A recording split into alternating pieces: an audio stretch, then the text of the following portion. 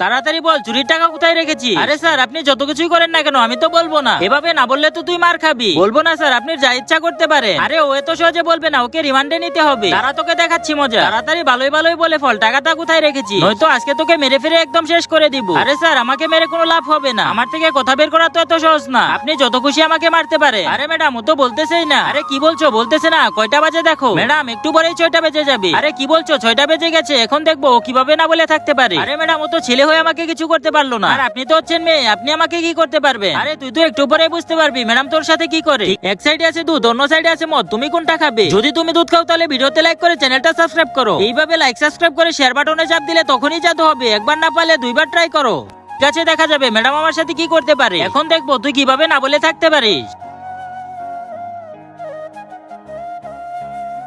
আরে আরে এটা কি? ম্যাডাম তো একটা নেকড়ে হয়ে গেছে। আর এটা দেখে তো আমি অনেক ভয় পাচ্ছি। আরে শোন, ম্যাডাম হলো একটা ইচ্ছাধারী নেকড়ে। এখন তো তুই ঠিকই বলবি, আর এখনো যদি তুই না বলিস তাহলে তো তুই ওমর ভিতর টাকাও যাবে। আরে না না, আমার কিছু করো না, আমি এখনই বলে দিচ্ছি। আরে যা হোক বুঝতে পারলি, সেকেন্ড পার্টের জন্য কমেন্ট করো।